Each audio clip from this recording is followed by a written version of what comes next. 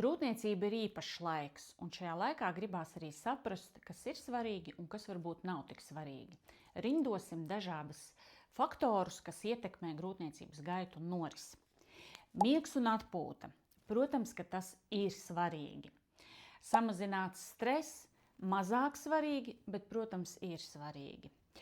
Svaigs gaiss mazāk svarīgi, jo dažādas mums vietas, kur dzīvojam, un darba apstākļi.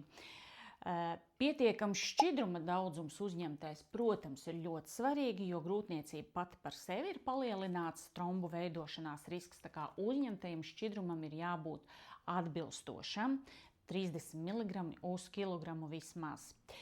Kustības ļoti svarīgas ir grūtniecības laikā, jo ar kustībām mēs attālinam gan gestācijas diabētu, gan uzlabojam savu fizisko formu, gan arī sagatavojamies dzemdībām.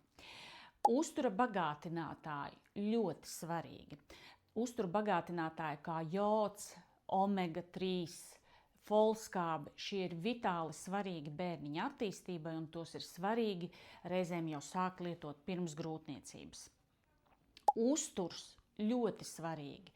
Un šeit, es domāju, ne tikai vienkārši sabalansēts uzturs, bet arī atcerēties, ka uzturā nelietot termiski neapstrādātus jūras produktus, jēlu, gaļu, kā arī ēst produktus, kas ir ar labu termiņu, ar zināmu izcelsmi, nomazgāti, tīri produktu, lai izvairītos no infekcijām, kas var būt ļoti, ļoti bīstamas grūtniecības laikā. Tā kā ir svarīgi nomazgāt, ēst tīru, termiski apstrādātu un svaigu. Kā arī uzturā jāiekļauj, protams, kalcija produkti, dzelzi saturoši produkti un tā tālāk. Bet, piemēram, perfekta māja vai arī ļoti dārgi un daudz reizēm bezjēdzīgi pirkumi mazulim, tie patiešām nav svarīgi, jo mazulim būs svarīgāk tava mīlestība, ko tu viņam dos, nevis dārgie pirkumi.